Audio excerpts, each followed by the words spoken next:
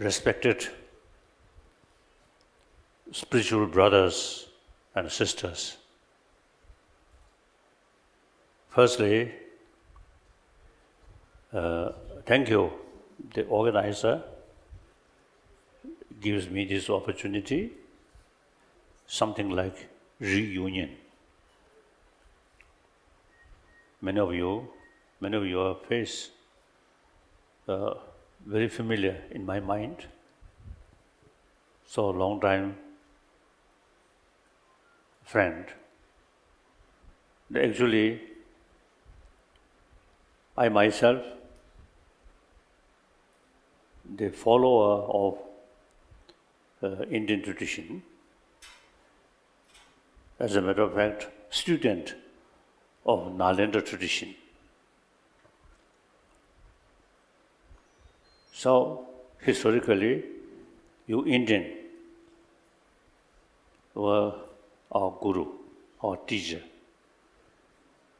We are Jala, student. So now, as some of speaker mentioned, today's world, everybody want happy life, and the happy life very much depend on peaceful life. So now, on the planet, I think we notice in 20th century, same century, one century, early part of 20th century and the later part of 20th century, there were big sort of change or differences. I always mentioning the European Union and the Second World War. Many member states of European Union fighting, killing each other.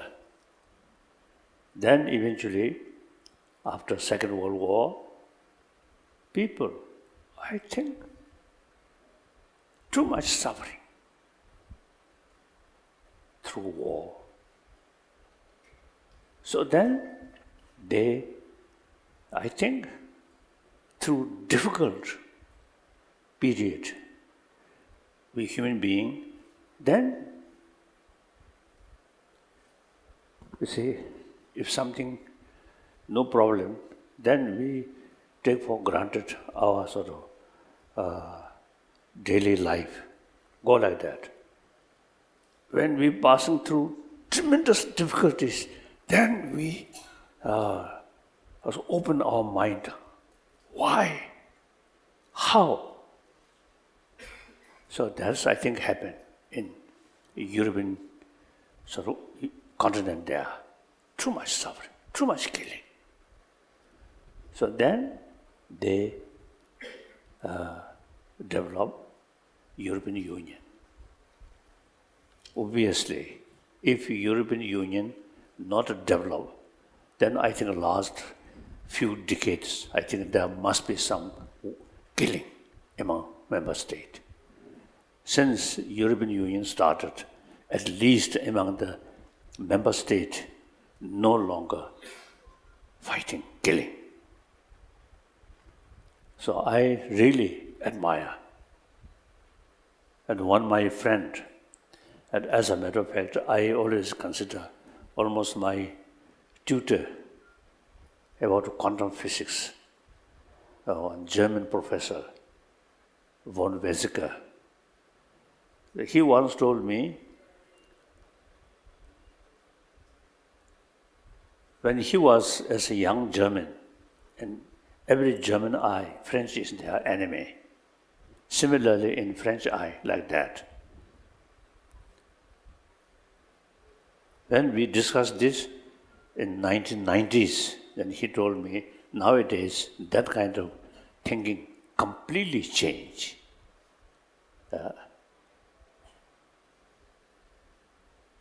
So therefore, same century, I think the desire for peace, harmony, is much developed.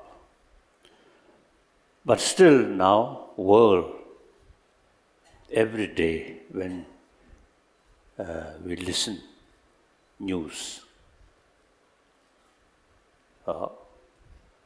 killing.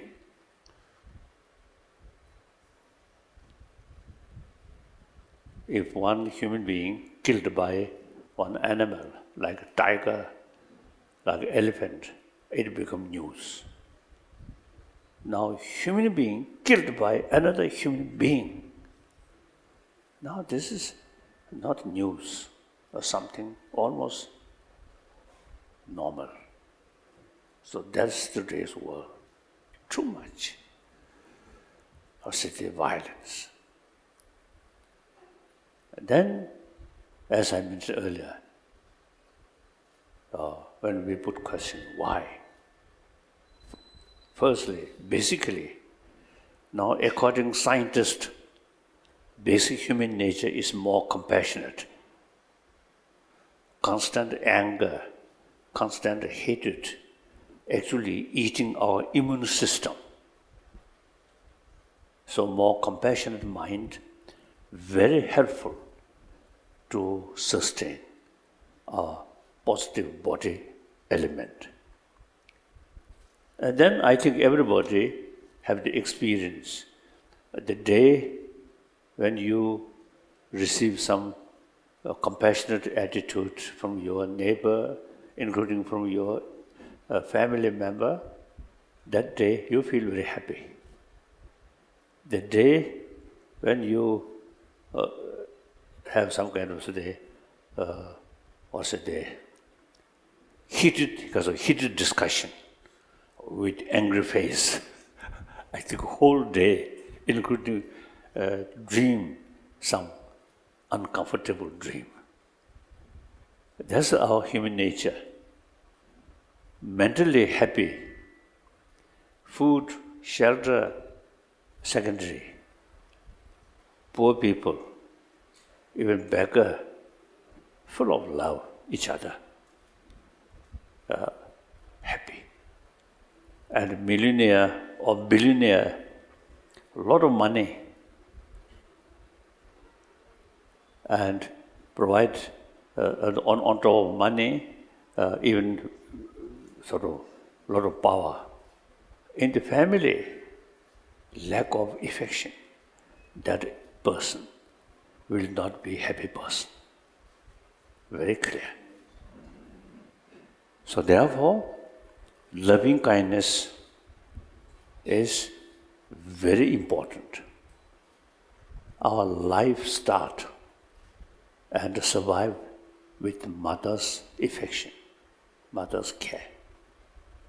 I often telling people, the first teacher of compassion to me, my mother. My mother, very, very kind mother. And we never saw our mother's angry face like that. So therefore, 7 billion human beings' life started that way. See, we lived, we survived in the atmosphere of loving kindness. That's the way. So daily life surrounded with full of love, compassion, you feel happy. And then again scientists, medical scientists, they say, immune system. So therefore, now basic human nature is compassionate. And according to our daily life, warm-heartedness is the key factor to bring inner peace and create peaceful atmosphere. Since we are social animal, we need friend. Friendship develop entirely on the basis of trust. Without trust, you cannot develop friendship. In order to develop trust, you show them your serious concern about their well-being, then trust comes. Then we social animal, whether there is creator or not, we are social animal. 7 billion human beings. Each human being's life depends on the rest of the community. Now today's the reality is whole 7 billion human beings is part of the human community because modern economy and also with technology, everything in the related. And then on top of that, global warming now telling us 7 billion human beings should work together. Like that. So therefore, now the sense of community on the basis of love is, I think, very important as a social animal. Now the reality, a lot of problems which we are facing is essentially our own creation. Now how basic human nature is more compassionate, yet a lot of problems we created. Why?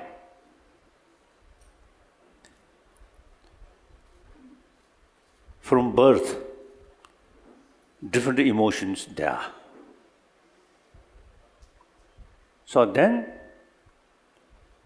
I feel the existing so-called modern education is very much oriented about external values, material value.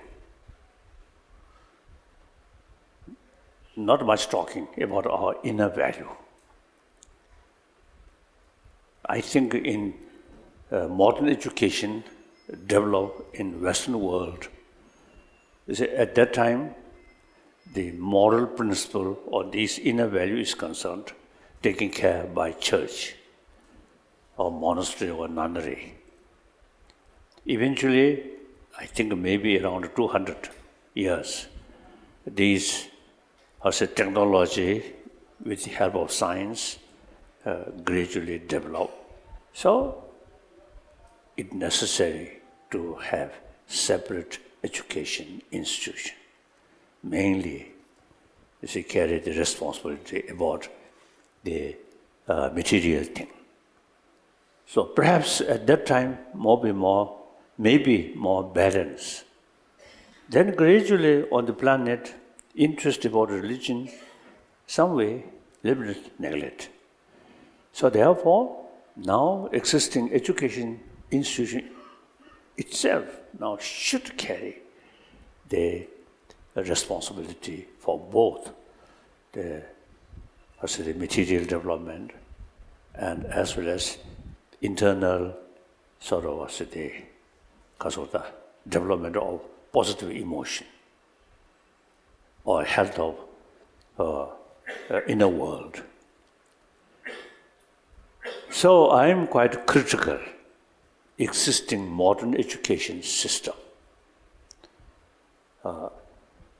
Now modern education is the universal, now should include about teaching of moral principle, teaching about our inner world, mind, emotion, these things. So these days I am just, as I use the word, of course my English vocabulary very limited, but I usually used to say the hygiene of physical included in education. Now we should have hygiene of emotion should include. So that you see taking care about physical health, similarly taking care about mental health. The existing education oriented about material value. Whole generation come from that kind of education, then they create materialistic life, materialistic culture. So therefore, now the materialistic sort of culture, I think, and materialistic life is quite relevant. Me. I should be first, as some kind of sense of competition. In some extent, they're relevant. So now that is the source of problem. Too much emphasis on me. So now, look, Indian tradition, since the world now lacking education about inner world. Of course, I respect all religions, whether theistic religion, non-theistic religion, or whether except Atma or Anatma. I respect all. Intellectual level, you see, we can argue whether there is creator or not, whether there is Atma or not. But that is something different. But I respect all major religious tradition. However, the Judeo-Christian tradition and Islam, you see, they have sort of also the basic thing is faith towards Creator. So there is no tradition of training of our mind, only prayer, faith. Now in this country, India, I think over 3,000-4,000 years, you see different spiritual tradition develop.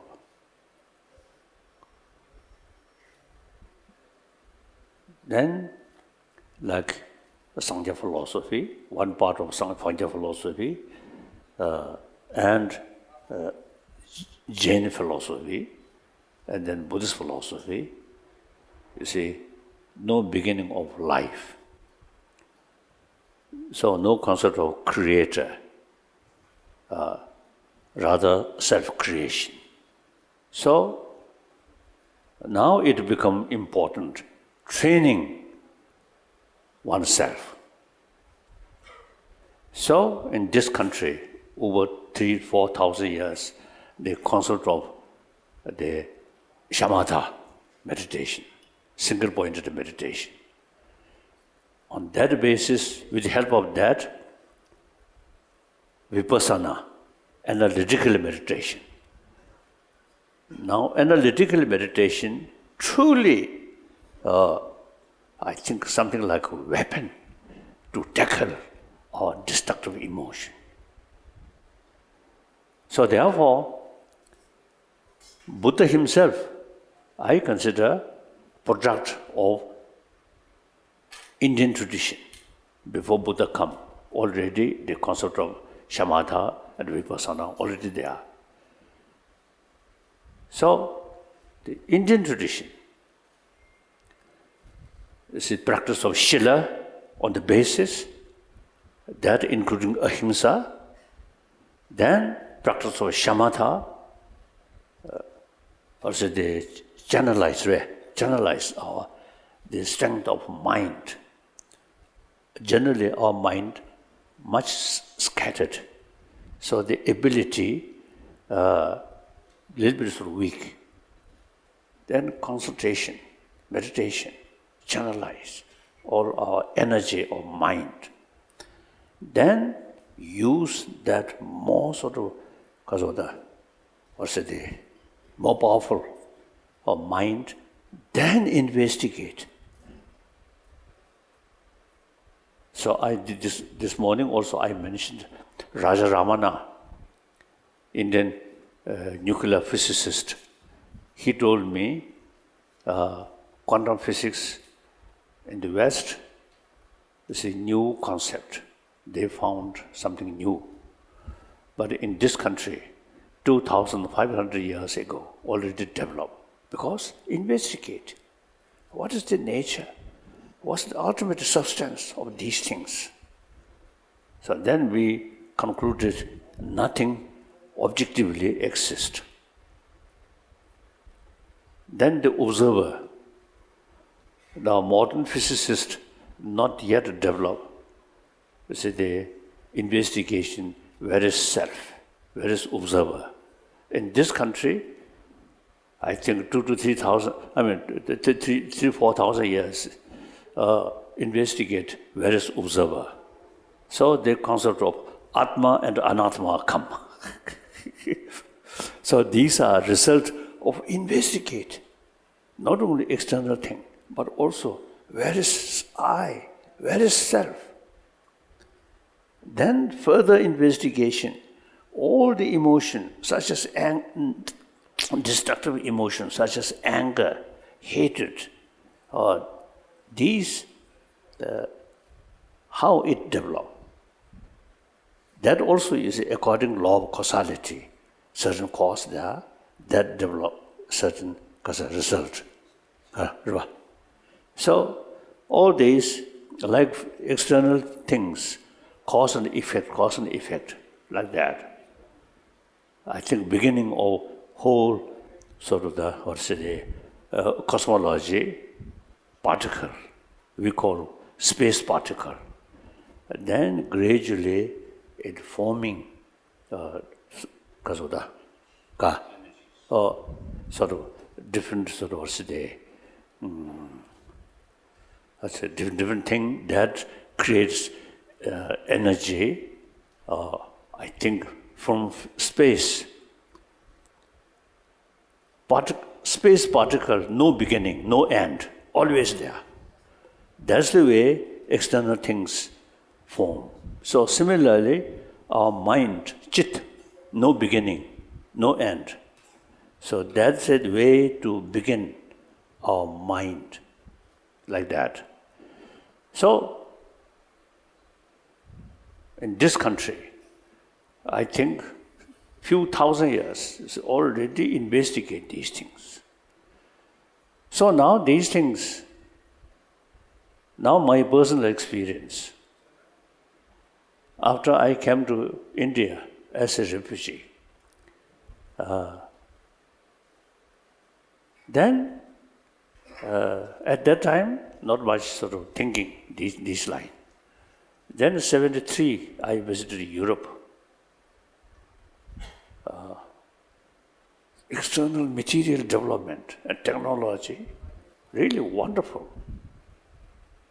Then we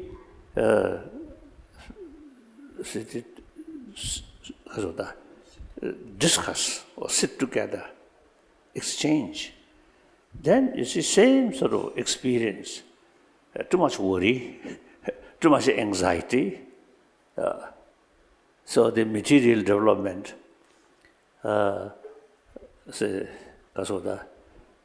failed to bring real inner peace. Then I realized, ancient Indian tradition, which mentioned how to tackle our emotion. Then I found, that is something relevant to today's world. Then similarly, 1979, I visited then Soviet Union, and then same year I visited the United States. Then, this is my impression, this country, materially highly developed, but in a world not necessarily peaceful, happy, a lot of anxiety, like that. So then I realized the 1,000-year-old Indian tradition, how to tackle our mind, emotion. And then also, this country, the concept of ahimsa. 1,000 years, this concept there. That, now today's world really needed that. In order to carry ahimsa effectively, karuna must be there. Without karuna, you see, ahimsa just a lip service. So with karuna, respect others' right, sense of concern of their well-being, then automatically you will never harm them because you respect them. You deliberately take sense of care or sense of well-being of other there, then no possibility of harming them. So the key factor about ahimsa is karuna. So this country, that's a tradition of India. Then, according to that, ahimsa, tolerance come. Then, in this country, the religious tolerance is really remarkable. World need these things. The old religion teach us the message of love. In spite of different philosophy, but the same message of love. However, you see, just a different name, conflict in the name of religion. Terrible. So that's today's world. So India's tradition or India's message of tolerance, message of ahimsa, and India's practice of religious harmony, very relevant to today's world.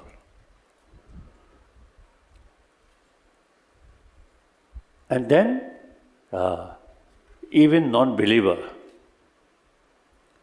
training our mind, sharpening our mind through study of logic. That's in this country.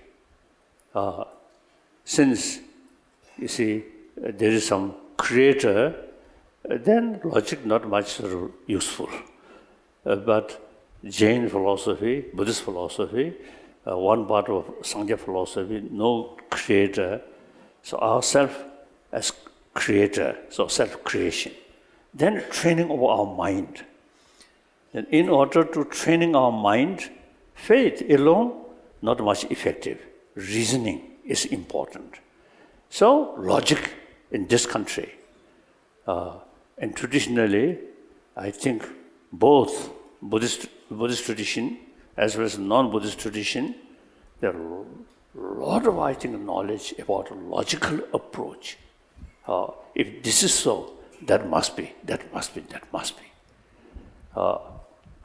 Then, and Buddhism in general, and particularly Nalanda tradition, very much emphasis on reason. Buddha himself used to express, "Oh, my follower, monks and scholars should not accept my teaching out of faith, out of devotion, but rather thorough investigation." So some Nalanda masters, such as Nagarjuna and Chandakirti, they even reject some Buddha's own teaching. If you accept this Buddha's teaching literally, it goes against the reason. So we should take liberty to reject that. It's quite unique, isn't it? So the Pali tradition is a foundation of Buddha Dharma. Wonderful. Vinaya practice, these things are common. Pali tradition, Sanskrit tradition. Now Sanskrit tradition, unique thing about the Sanskrit tradition is reasoning, not based on Buddha's quotation.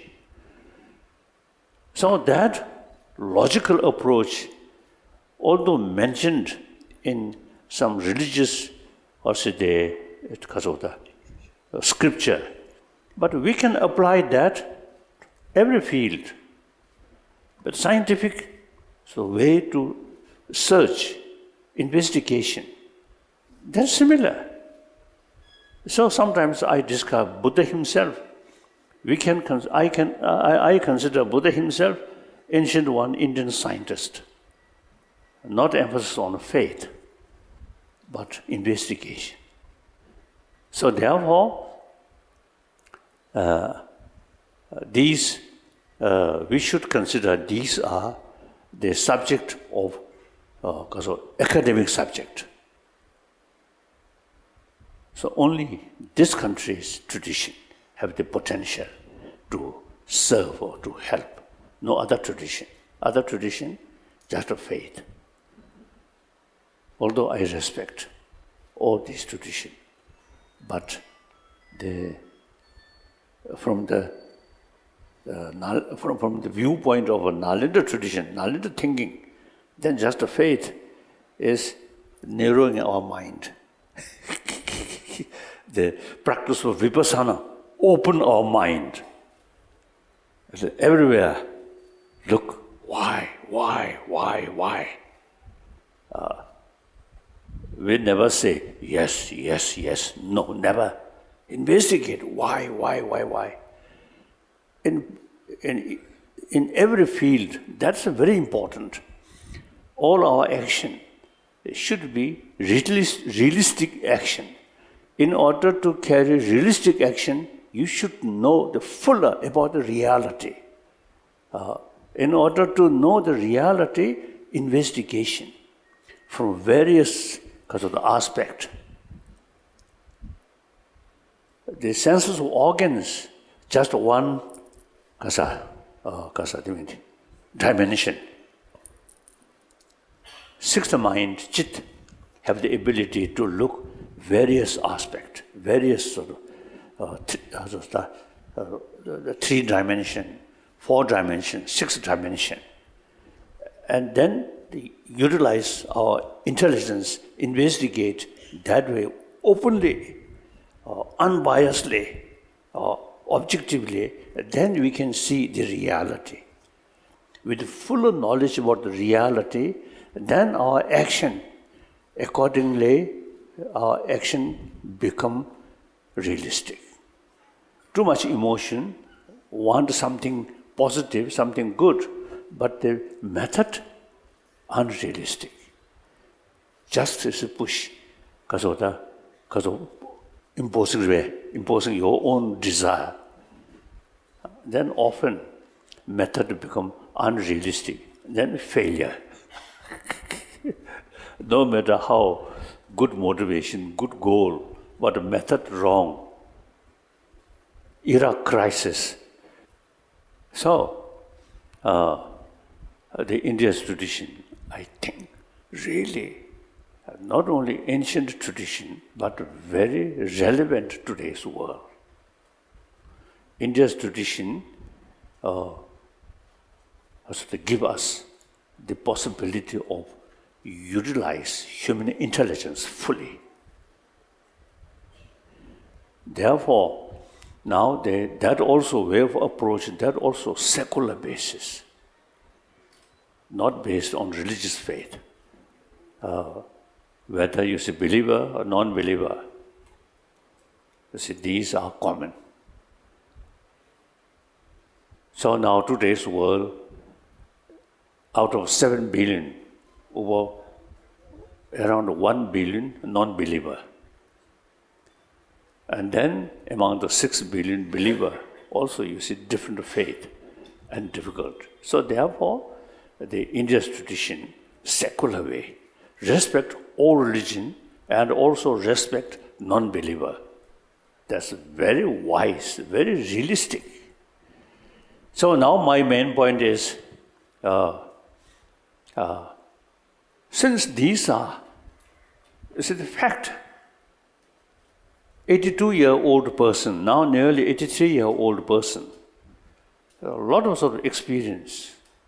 You see, meeting with different people, including scientists, I realize ancient Indian knowledge is very relevant to today's world. Therefore, now in order to share, in order to make some contribution for better world, firstly, these knowledge must revival and within the country. While I admire and also carry as a messenger of ancient Indian thought, the Indian, you yourself, too much busy copying Western civilization, Western materialistic life. And particularly those young Indian. So now please, older people, now question of Kasoda, because of question of a few years time. So now these young people, now you should think more seriously and how to revival of these ancient Indian knowledge. In that respect, we as a chela, as a sort of reliable, trusted chela, who kept all this knowledge, now it is our sort of, responsible to help, to serve as much as we can regarding revival of ancient Indian knowledge. This is not a revival of Buddhism, just simply logic and the science of mind, emotion, and then logical approach. In that respect, recently I met the principal of Dharamsala College. I discussed, and we already sort of thinking some program. At least you see, because the certain program for teaching these, something like teachers training, like ancient Indian logic and psychology and science of mind and different philosophy, these things. So we already, now in that respect, we have, I think, around 10,000 monk students and I think few thousand nuns who spent more than 20 years study these ancient Indian sort of knowledge. These are sort of source to serve you, to help you.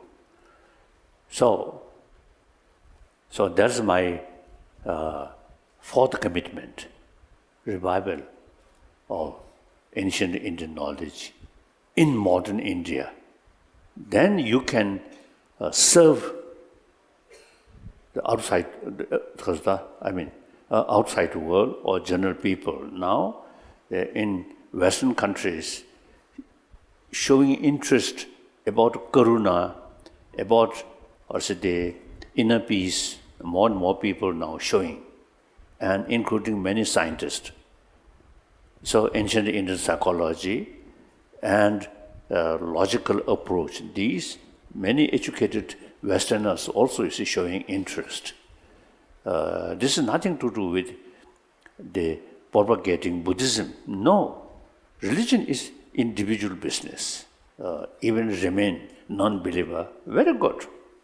But this knowledge, is, as a human being, as a social animal, we need using this knowledge. Then immediately, I think, effect reach in China. Traditionally, Chinese, many Chinese are Buddhist, traditionally. Even today, now China, Buddhist population, around 400 millions. Many of these Chinese Buddhists, many scholars now showing interest. Buddhism is scientific religion, particularly Nalanda tradition. So some Chinese professors describing like that. So therefore, now, firstly, Buddha Dharma or Nalanda scholars, all are Indian, no single Tibetan, all are Indian. So, all this knowledge come from Nalanda is Indian tradition. The whole Buddhist world is actually follower of Indian tradition, one of the Indian tradition, like that. So, I think if here in India, this in secular education include hygiene of emotion and logical approach. Logic, these things, I think many Buddhist countries follow that, and including China. So then, look, I think on the planet, Buddhist population may be around 그것도 10 billion. 왜?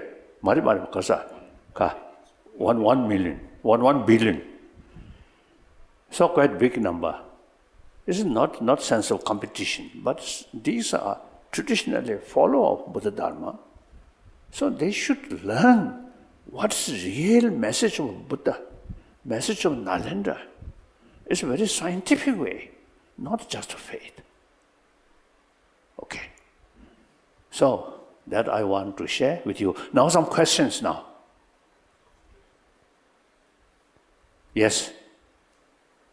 How do we get more of the youth curious and motivated for meditation? Karsa. Repeat.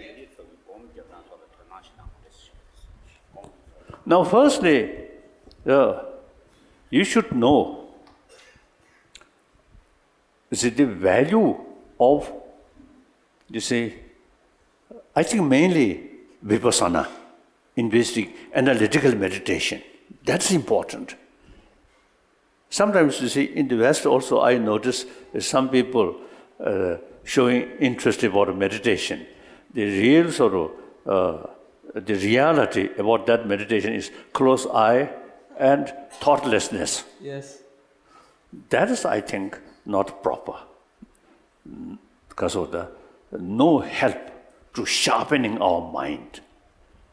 Just in the name of meditation, some kind of thoughtlessness remain like that.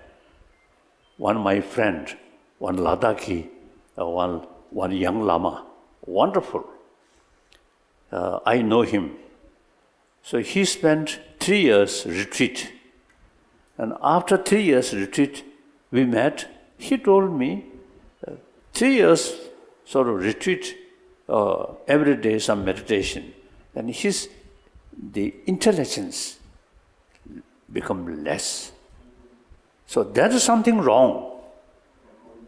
The meditation, what is the purpose of meditation is sharpening our mind, not making darkness of our mind.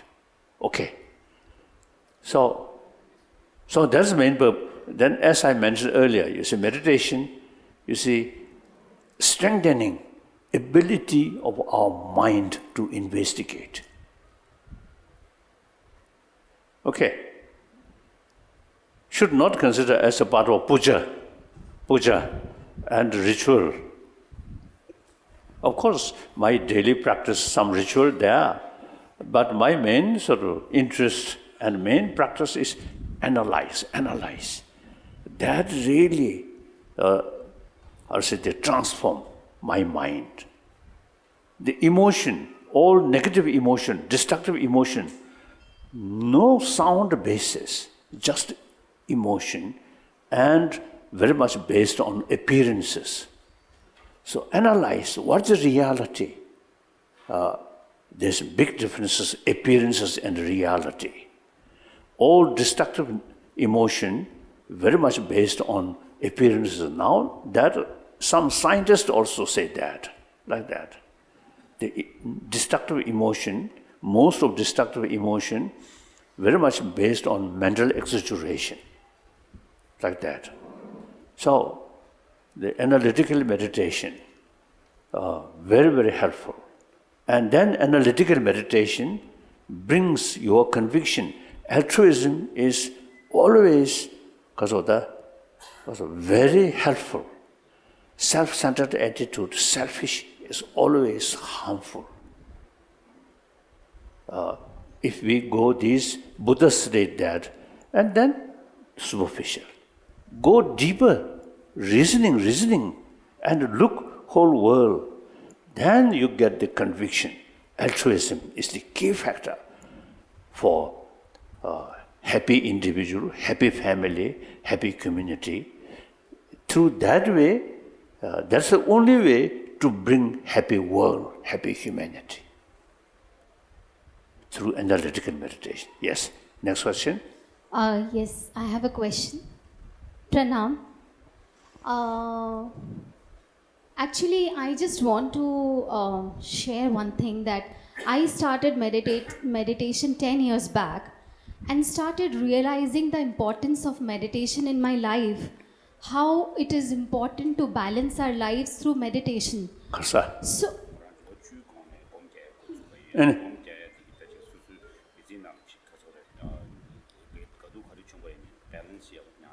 okay. so my question is here that when we are young, when we are small, it is so easy to inculcate these things in young minds. So why it is not taught when we are young? Because when we grow up, it's difficult. It takes That's time right. to learn. That's right. When we are young, it's so easy to realize something which is the most important thing in our life, which is usually neglected most of the part of our life. So I really wish and I pray that gurus like you who are like who can transform the world, if we can introduce this spiritual education in our education systems right from the beginning, right from the first standard or maybe from the kindergarten. That's the education about our mind or about our inner world. It should include the part of our the curriculum, kindergarten level up to university level. We are working with some help. One American Emory University, they fully cooperate with us, some section of that university, now last, I think, 12 years. So we are now working how to educate through so-called modern education, you see, including these, the knowledge, the subject about our inner world, mind, and these things. So that is important. As I mentioned earlier, basic human nature is more compassionate. Now scientists say that. It's true. But once we join existing education field, then these, the basic human value then become more dormant. Then only sensorial level sort of experiences. That's materialistic. So that we already working. Thank you. Through education, not through prayer, not through ritual. नमस्कार sir. Yes. पर्यावरण को बचाने के लिए आप और हम मिलके क्या कर सकते हैं, क्योंकि जब आप धर्मशाला में आए थे तो पेड़ और पौधे ही थे, कंक्रीट कम थी, अब कंक्रीट के जंगल हैं। तो पर्यावरण को बचाने के लिए प्लीज़ आप संदेश दीजिए और हम और आप मिलके और पर्यावरण को बचाने में सहयोग कर सकते हैं। What is it?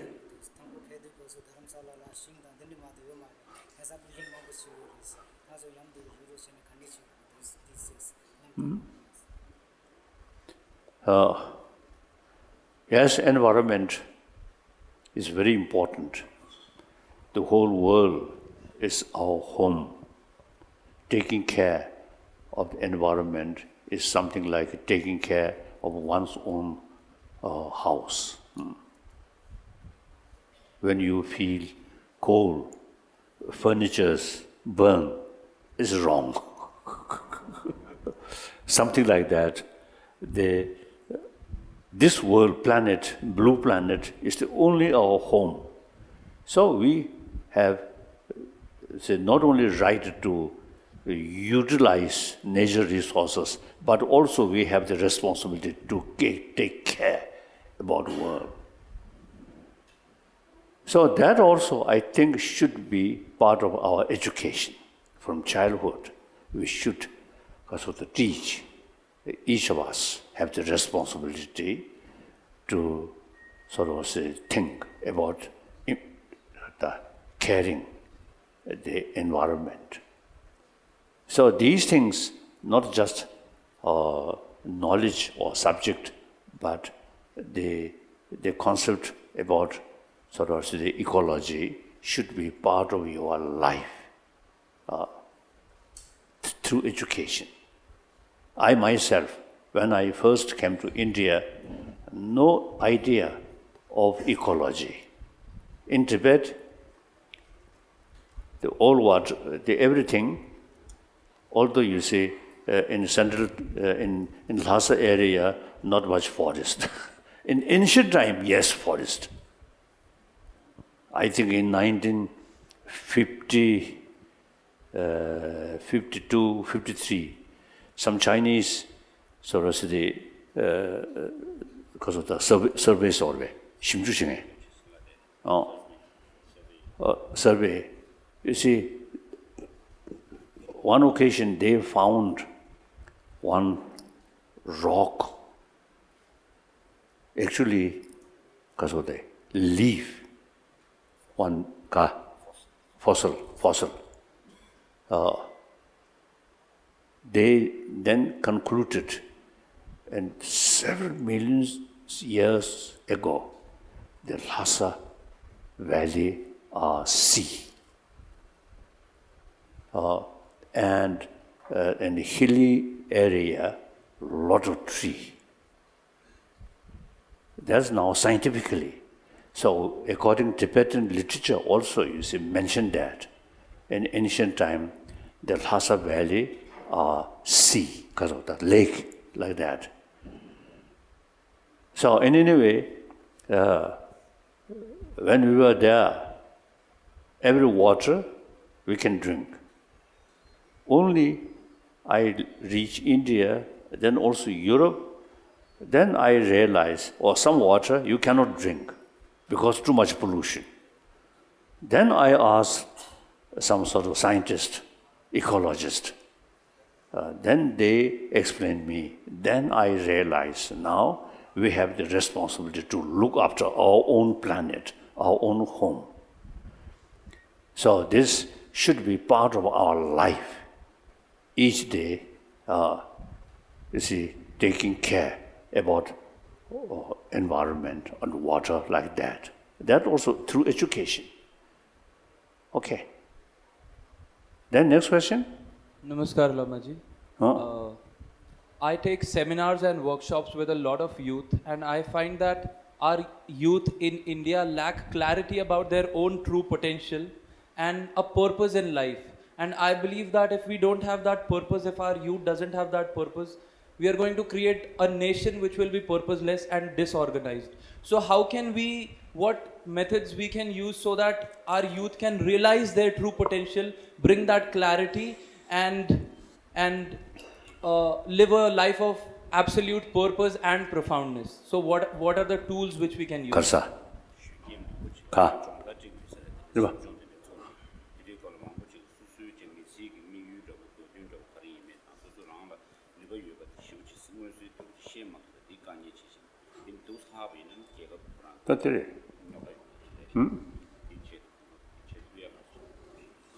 The first day, I think existing the education system here, British introduced. So for the moment, see, the millions of young Indians, they have to go that way. Eventually, I think we should think seriously how to introduce sort of the curriculum, how to introduce these ancient Indian knowledge in school sort of teaching like that. This is long run. Now, like you, already now completed the modern education, still, you see, you are Indian, and as I mentioned earlier, the existing modern education is inadequate, because not adequate. No guarantee to bring the full human being. So now this, we already, as I mentioned earlier, including the college here, the government college, we already now discuss now how to start at the beginning some kind of teachers training. Then In Delhi also, it's some university now showing interest. So we are going to sort of discuss. Firstly, is to make some kind of draft curriculum and discuss. The beginning of this year, I participated one chancellor's meeting in Sarnath. About 150 vice chancellor of national level. So there also I mentioned. Then you see people, vice chancellor, really showing interest. Now they're also doing something. So now, next I think 1 or 2 years, I think now concrete plan. And then, like you, some sort of some workshops. I think there will be some sort of workshop, 50, 60 young sort of student or sort of younger generation who have interest in these lines now should discuss. Everybody now knows this is something lacking. Now how to change, right? No better. Make up for. How To make up for that would be lack. So very good to see Indian youth now really thinking more open mind. That's very good. That's very good. Next question? Yes, last question, sir. With the message from your end of karuna, compassion, love, to have feelings of the inner side which get manifested, do you expect that with this message of love, karuna, compassion, the people, the government in China will have a change in their mind to see the Tibetan movement led by you since 1959 will reach its logical conclusion and Tibet will be free someday? The political change, that's difficult to say.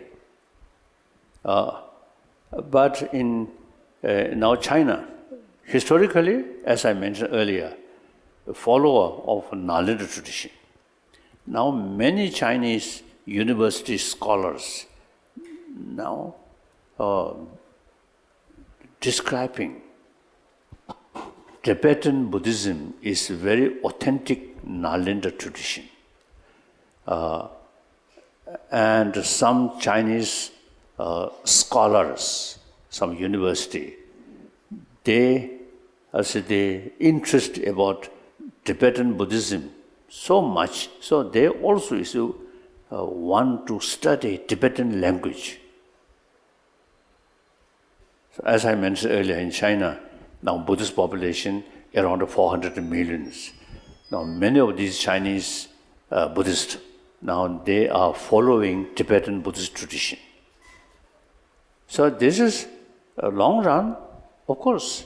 Those Chinese who really appreciate Tibetan Buddhist knowledge or tradition, then automatically very sympathetic towards Tibetan problem. So we'll see. China, not democratic country, but a totalitarian system. So we'll see. Because